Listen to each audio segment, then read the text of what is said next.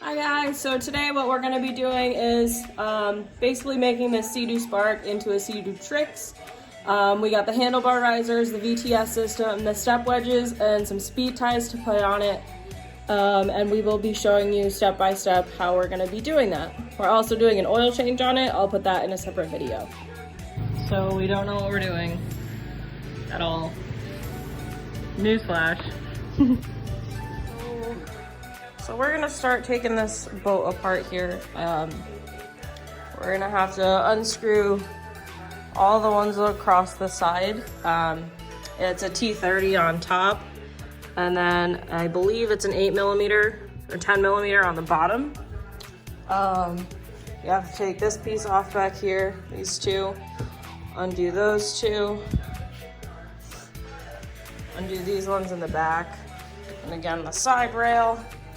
And then we're also going to take the front bucket out, and that's going to be 5 screws here for the lid, and then there's screws underneath to get the actual bucket out. And this is going to be so we can do an oil change. We're changing the handlebars to the ones with the risers.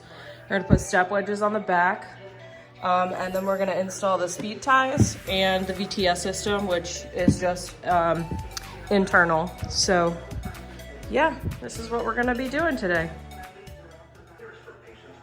So we're going to take all these out along this side. It's a T30 on the top and a 8mm on the bottom.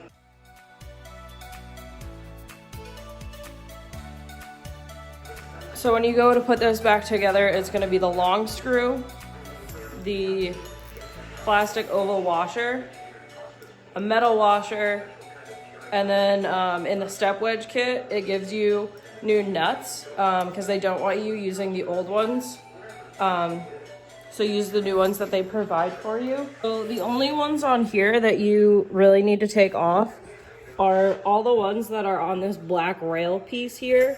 You don't have to touch any of the ones that are on your accent color panels because those are bolted to the bottom, and what actually slides forward or comes off is this black piece here, is the actual top to it. So now I'm gonna take these back 8 off, these 2, those 4, and those 2 over here, and that's gonna complete the back end of this. And then we have to go up front and take the bucket out to take the whole top of this jet ski off. So for these pieces here, you have to do a push out motion and it just falls out.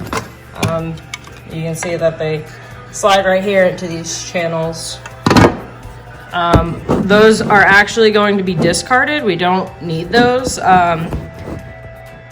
For the step wedges, they have a separate piece that we're gonna put on there.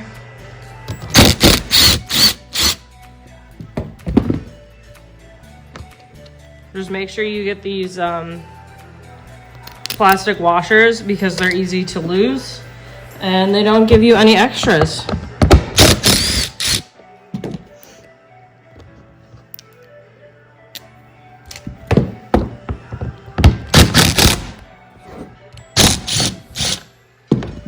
And again, this piece, push out to the side and it pops right off. And these we don't need anymore. And then you're gonna remove these 5 bolts here to take this, the actual lid off.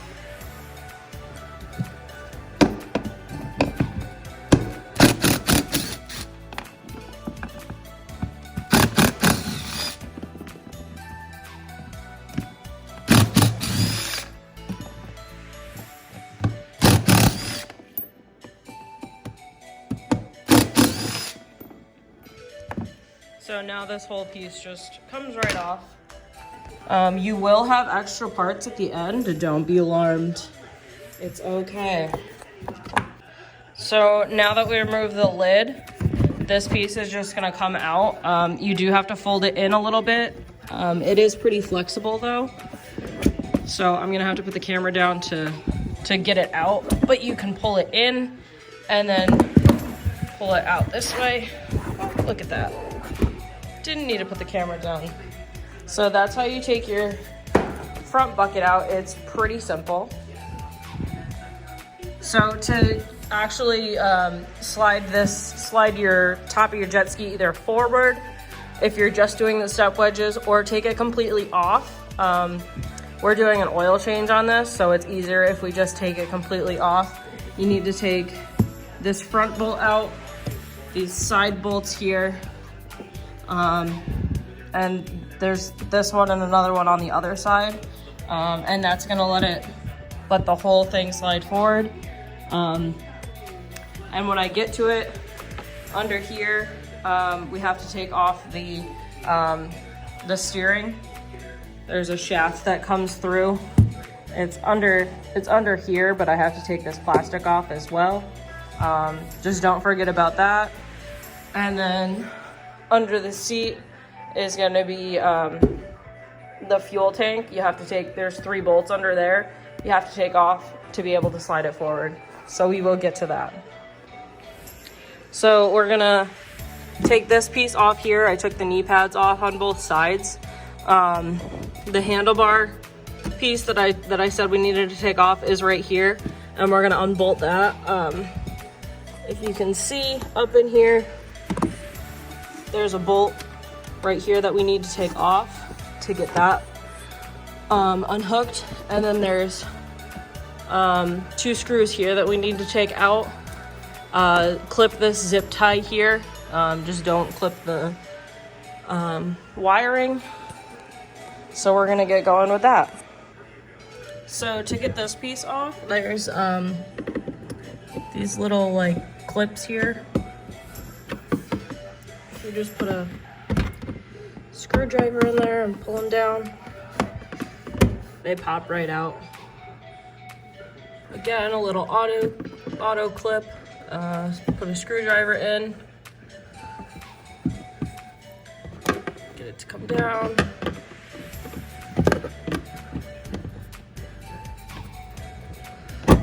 And it comes right out. It's one of these little things here. So this thing is just a fight to get off, apparently. There's only one bolt that goes right there, and then you can see these little fins go in there.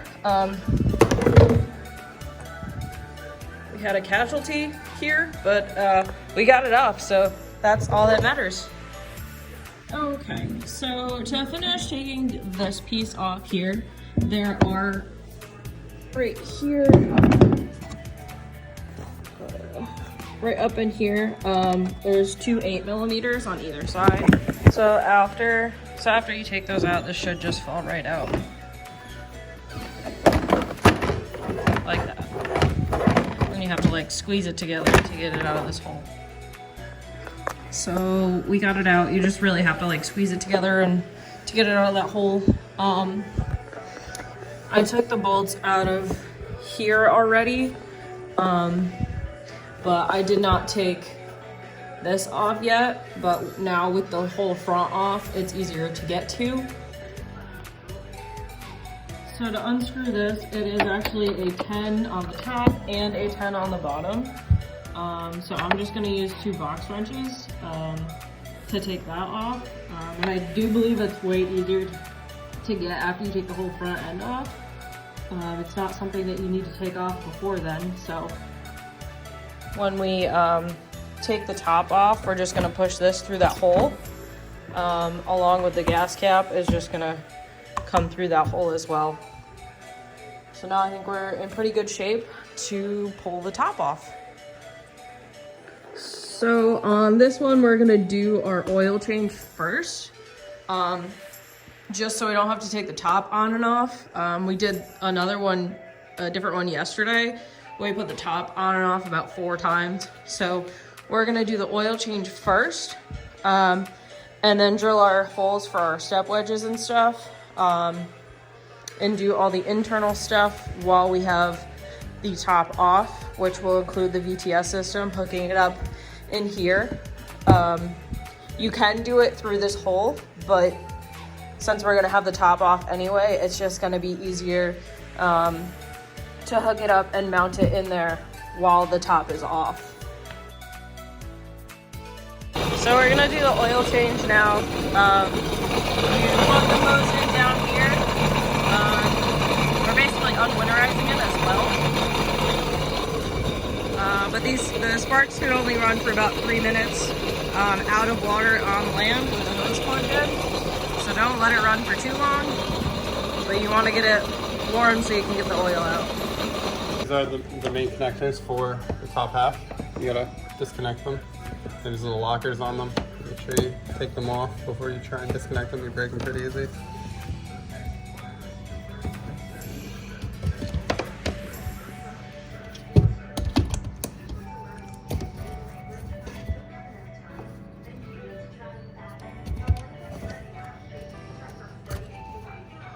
That.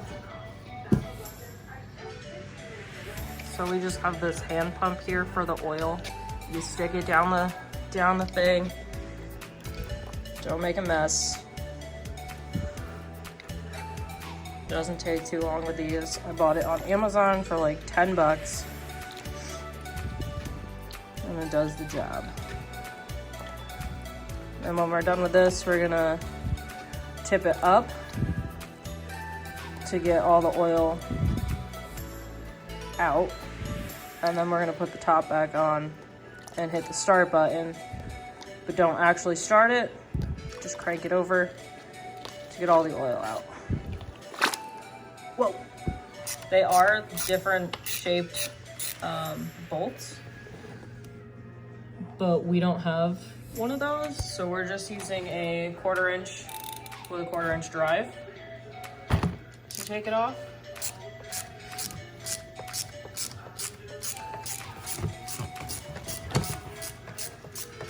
I got this kit on Amazon for like 30 bucks. It comes with the new oil filter, new O-ring, 2 quarts of oil, and your 3 spark plugs. And you're gonna use pretty much both of these if you're able to get all the oil out.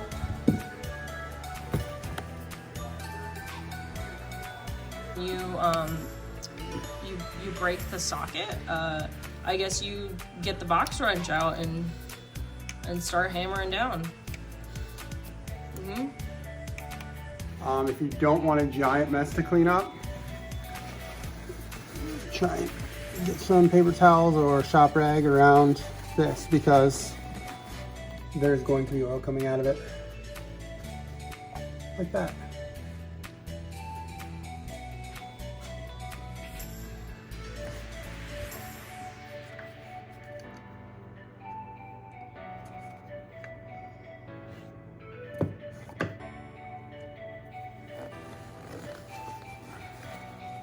So there's still a bunch of oil left in here, obviously.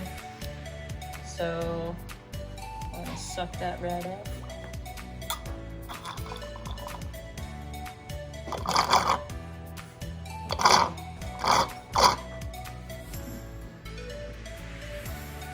And he knows how to use a hose better than I do.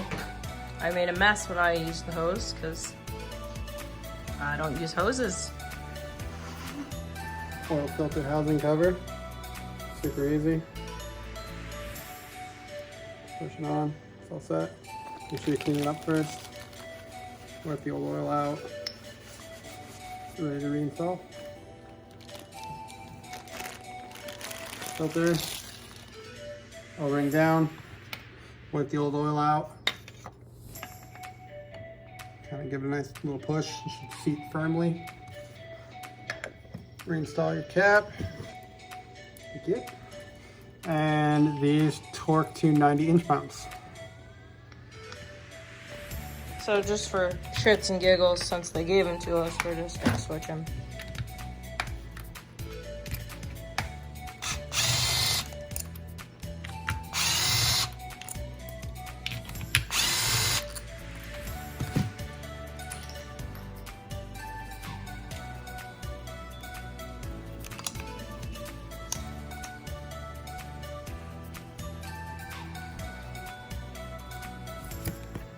Spark plug is 16 millimeter.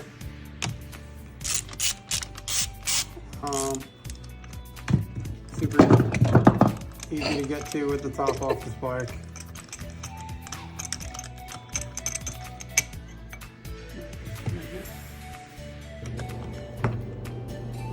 Fishing right out. These actually don't look bad. They're not crusty and gross or anything like that. So, probably still run these, but we have them out already anyway, so.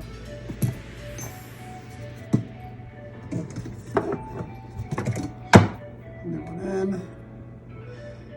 And make sure you don't drop it down in the hole. You could bend the electrode over and make it so that it runs poorly.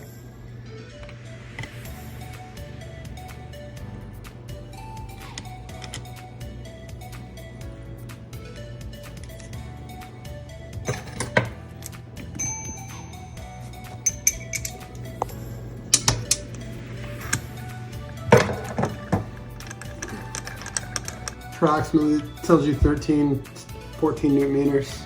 So it's right around 10 foot-pounds, give or take. And we're just using the XPS 5W40 synthetic blend, 4-stroke oil for this. So these take 2 full quarts, but go ahead and put 1 full one in and then 3/4 of the next. And then check your dipstick, because there might still be oil in there from beforehand.